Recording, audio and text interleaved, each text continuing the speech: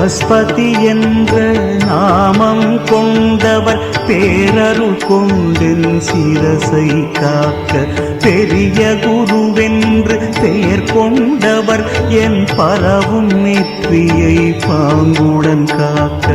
அமரர் குரு எந்தன் அழகிய செவியை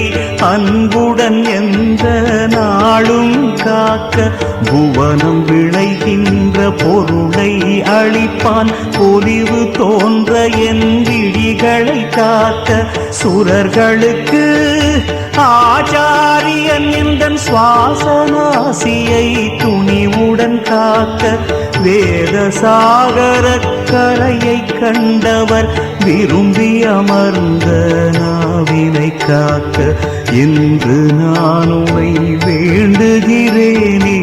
எனது கவசமே நீதான் குருவே.